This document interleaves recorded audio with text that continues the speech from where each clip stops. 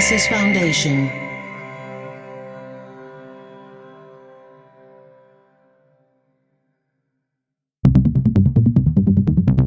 Dublab.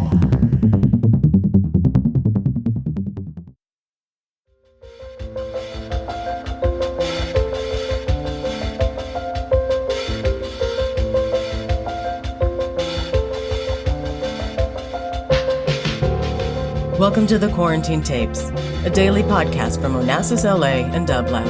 Hosted by Paul Holdengräber, this series chronicles shifting paradigms in the era of social distancing.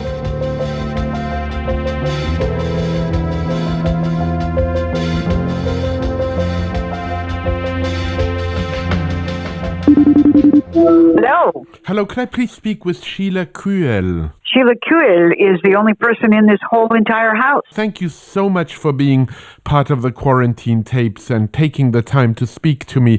Tell me, Sheila, what have you been up to for the last 7 months of this delirious quarantine time? Delirious usually connotes something enjoyable, but dark. Whatever. Yeah. Unprecedented, I hear a lot. I'm a Los Angeles County Supervisor, and Los Angeles County, if it were a state, would be the 8th largest state. So we have 10 million people suddenly to care for in probably the largest crisis we've ever faced. So we have this huge public health crisis. The Board of Supervisors that oversees Los Angeles County is 5 people. So I am one of them. And where most people have gone home to work, and we have as well, my work, though I'm doing it from home, is probably at least 4 times what it was, because we have the entire public health crisis to worry about, all the people who are unemployed, whether or not we should reopen restaurants, bars, schools, etc. And so in addition to that, of course, we've had 23 fires in California, I guess maybe 10 of them in Southern California that we've had to deal with. And not to say that all of the protests and all of the civil rights issues are also affecting us. So that's what I've been doing for the last 7 months, is being 1/5 of the government of the largest county in the United States. Goodness me. I was going to ask you a question which you've in a way begun to answer, but perhaps you can further unpack. What is, in fact, the LA County Board of Supervisors, and what kinds of decisions does it have the power to make and perhaps not to make? Well, in the 50 states treat their counties differently. In California, there are 58 counties. Each of them has 5 supervisors, no matter how large or small. And so I represent 2 million people. And the decisions that we make are essentially everything that the federal and state governments have a policy about and fund, but don't carry out. Medical work, for instance, we have 4 hospitals and about 100 clinics. All the mental health department work, providing actual services. So we run the transit system in Los Angeles. We oversee all the foster care system. We oversee the jails and juvenile justice, parks, beaches, trails, different recreation venues, and public health, mental health, physical health. Goodness me. And you've had such a long career and varied career in government, having previously worked in the California State Assembly and Senate. What is it, do you feel, that citizens should understand about corporate power and how it influences government? Well, I think that what they should understand is not so much how corporate power influences government, but how corporate power is very interested in there being less and less government to curb them. And that's really what we have seen over the last 30 years, off and on, in the federal government primarily, but I think people are somewhat taken in by proposals made by corporate power. For instance, the claim that a corporation is a person. And this having won the day in the court means that every time a corporation gives $50 million to some right-wing campaign, that they cannot be proscribed from doing that because it's considered free speech, which before that decision only belonged to an individual, not to a phony person like a corporation. And of course, the reason it's called a corporation, which, as you know, comes from the same root as the word corpus, means that it is a form of person that can be sued instead of the people that run the corporation. That's why it was started. So in terms of government, what I would want people to understand is the deep importance of government. And frankly, I think they've all awakened to that more and more over the last 4 years as they understand the destruction and what we've seen recently with COVID, the actual destruction of life caused by the inability of the federal government to govern. The executive branch, who knows nothing about governing and has pretty much not done anything. So the notion that government is important seems to have suddenly occurred to millions of people, which is why this very day that you and I are speaking, which is probably different by the time it's broadcast, 30 million Americans have already voted. And so it is very interesting to me how much more interest and understanding there is about the importance of government in your life. The fact that we are the backup, the fact that we provide so much medical assistance, the fact that we fight the fires, et cetera. I think it's just occurring to people that cutting their taxes may not have been the benefit that they thought it was. You've spoken about, in a way, certain models one might have, and one of the things that I found fascinating, Sheila, reading about your life story is the meeting you had, brief as it may have been, with Thurgood Marshall. And I thought it might inspire a little smile. And I'd love to know, what was it like? And are there figures in politics that you might model yourself on or turn to now in this moment where inspiration is necessary? Absolutely. To talk about Justice Marshall for just a moment, when I was so fortunate as to be able to go to the Harvard Law School, my parents had not even gone to college, and I was out of college for about 15 years before I decided to go to law school and just applied to Harvard on a whim. And I think they may have accepted me on a whim, I'm not sure. But at the moot court competition, Thurgood Marshall was my chief judge of the three. And I was lucky enough to be able to be named best oralist at that contest. And he came down off the bench and took my hand in both of his being quite a bit larger than mine, and said, "Lady, I like your style." And I just about melted, because this was a man whose career himself, all the way from the dangers that he underwent trying to insist on the integration of schools in the South, or even some kind of equal treatment, and being beaten and chased and threatened. It was inspirational just to know his story and to meet him. Also at law school, I was fortunate enough to meet Ruth Bader Ginsburg, who was the keynote speaker at an event that I helped to plan, a week-long event celebrating women. She was a professor at the time, not on the bench yet. And of course, of all of them, she has provided the most inspiration. But I think in terms of politicians or elected people, probably the greatest inspiration for my life was John Kennedy. He came to speak at UCLA when I was 19. I was a student there. Royce Hall, which is our large auditorium there, was filled to overflowing. So I was listening at an overflow area outside, listening to him speak.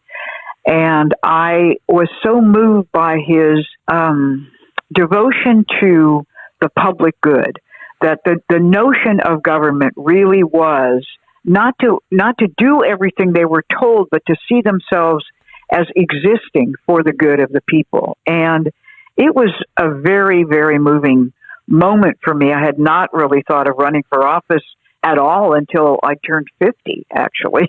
So it was quite a bit later.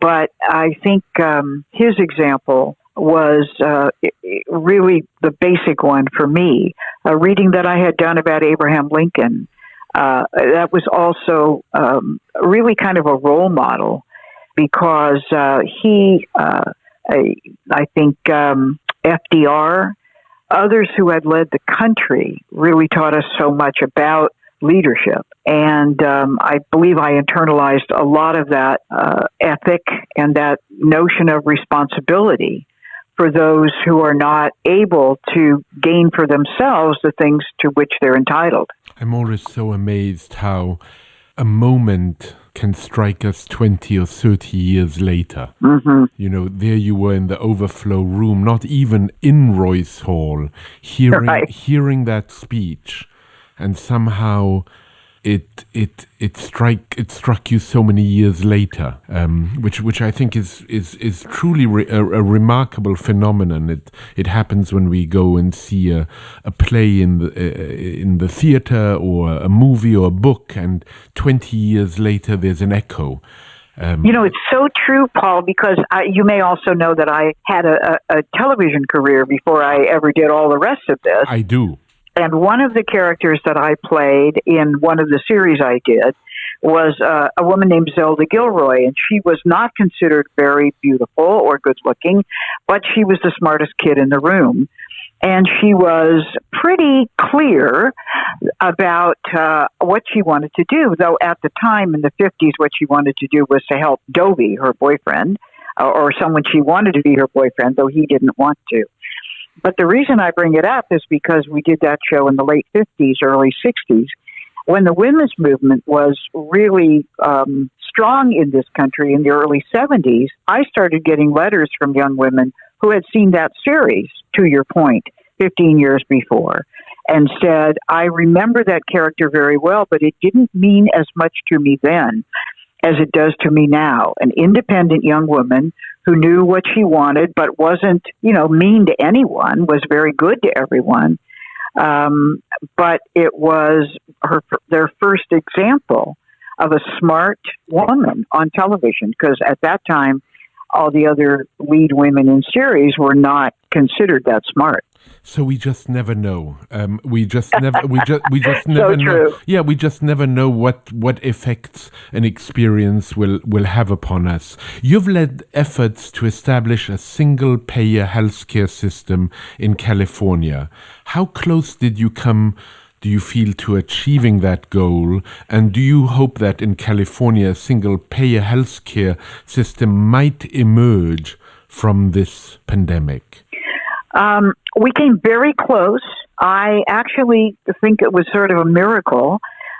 We passed a single-payer planning system through both houses of the legislature in 2 different sessions.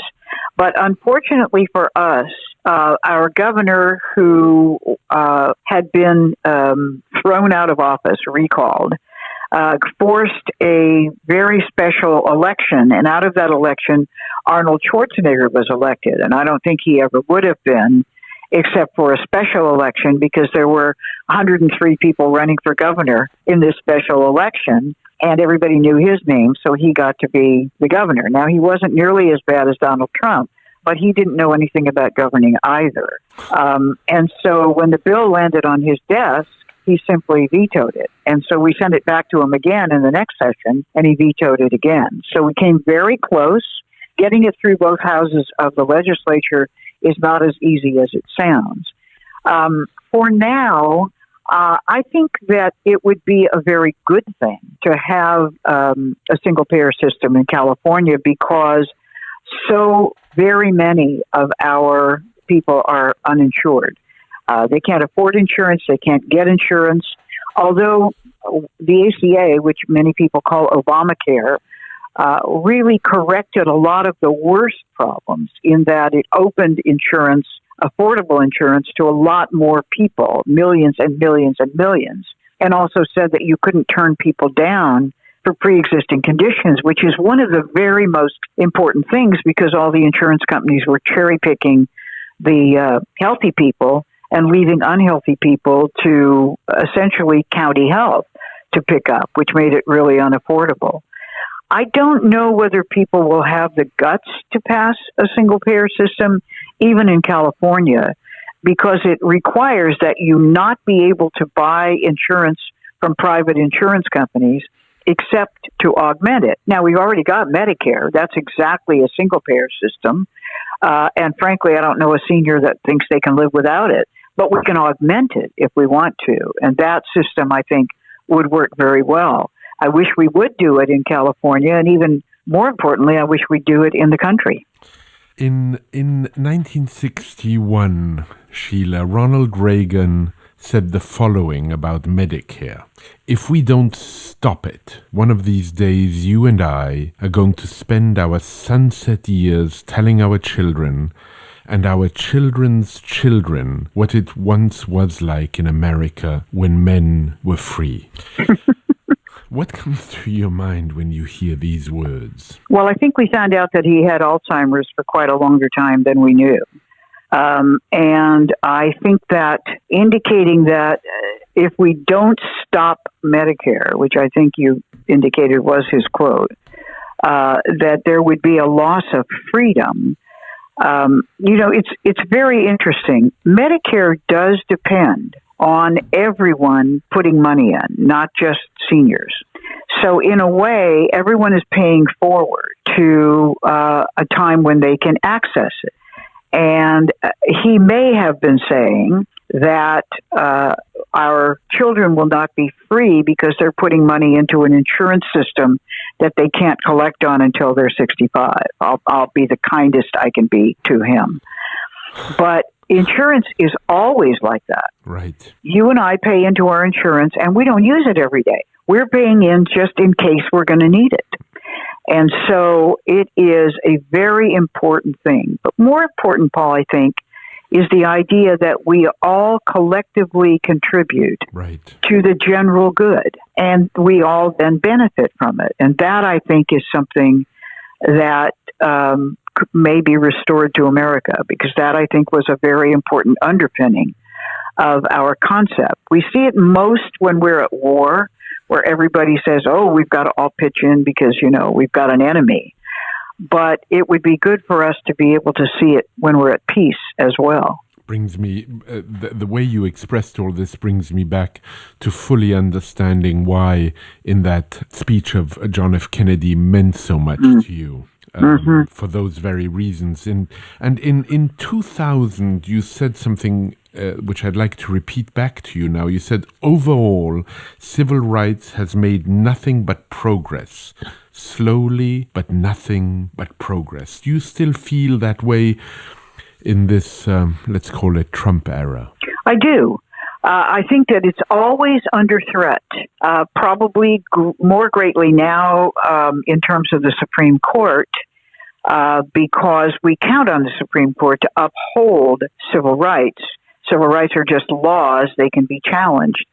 But when I look at what the Reverend Dr. King and all those who worked with him over many, many years, talking about Thurgood Marshall earlier, to establish the right, certain rights of our African American neighbors, which has gone on to be, I think, the model for the women's movement, for whole communities of color, for the LGBTQ community. And we've seen gains since the 50s that I think are mostly on the upward track. Everyone's gains are always at risk. That's why we have to continue to take it seriously, that we fight for them, that we pay attention, that they not be taken away. But in the United States, generally, we have gone in a forward motion, trying to establish more and more equity and equality. But you see, by what's happened this year, in terms of the murders of so many African American men by police and sheriff, and just the status of race in this country, that it's still aspirational for us, but it is aspirational. And I do think an awful lot of people are saying, I don't think I ever quite understood. I'm taking this more seriously now. At least I hope that's the case.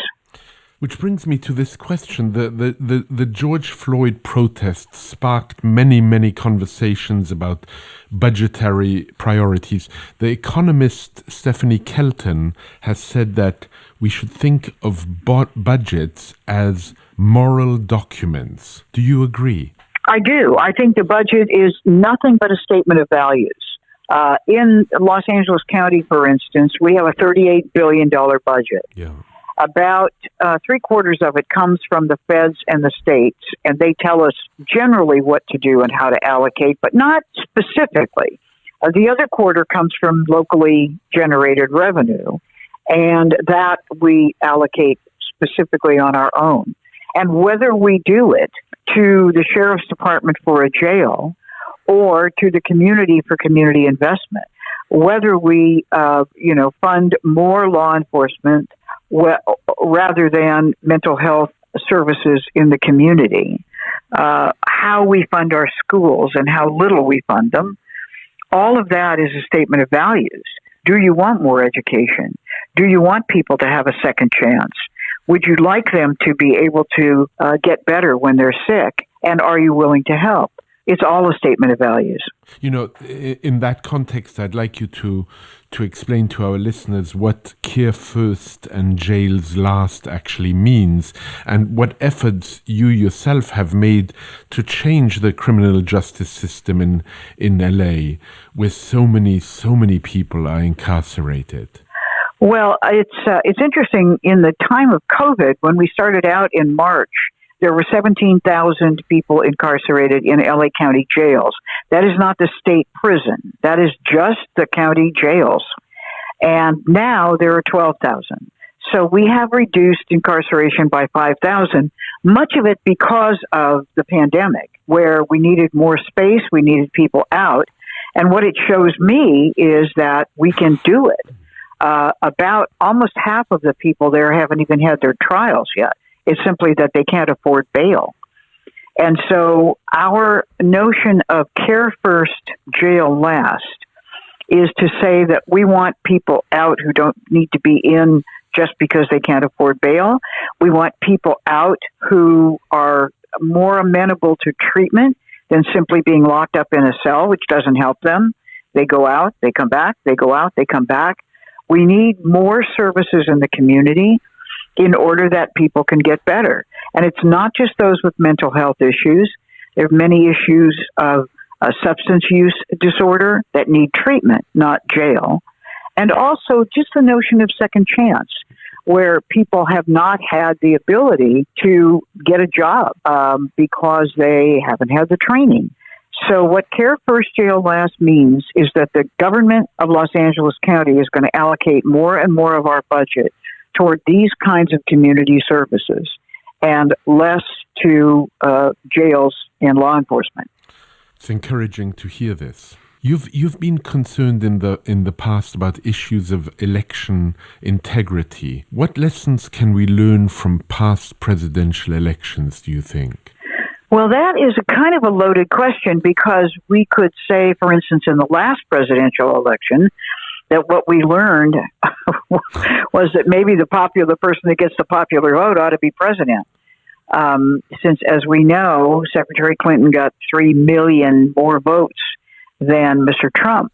But I guess in terms of election integrity, we've paid a lot of attention to making certain that people can get their ballots. For instance, in California, partly because of COVID, though I think we're headed there earlier, everyone gets a mail-in ballot, which we've been advocating for a very long time.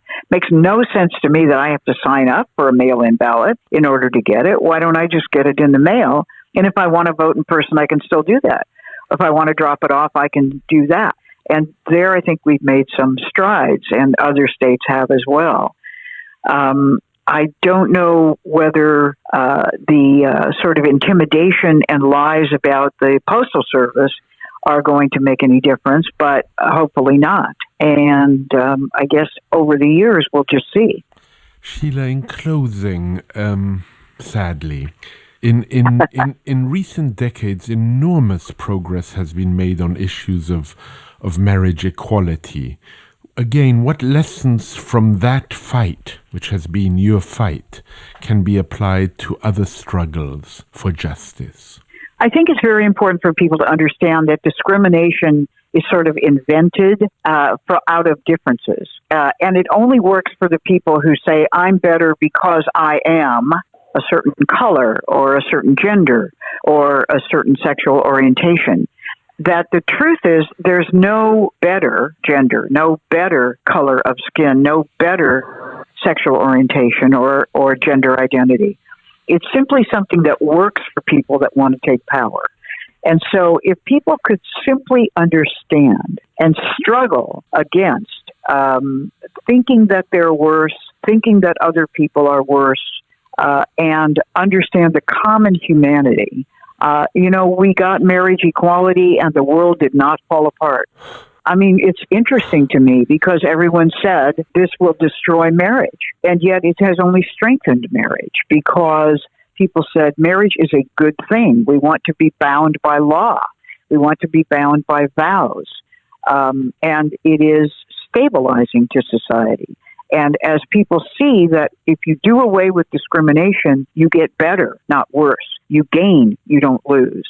I think that's the lesson in marriage equality, is those things that people are afraid of do not come to pass, and rather we're all strengthened by it. Sheila, it's been such a pleasure to speak with you. Thank you. It's been my pleasure. Well, mine too. Thank you so very, very much, and I hope that in the future we get to meet each other in person once this delirious, dire, dark time, miserable time in many ways comes to an end, because it too will pass. I will look forward to that, to meeting you and to having this time go by. Thank you very, very much, and take good care and stay safe and continue the struggle and the work. Thank you. Thank you so much for the interview. I really enjoyed it. Bye. Take good care. Bye-bye. Bye-bye. To support this show and Dublab's progressive programming, go to dublab.com/support.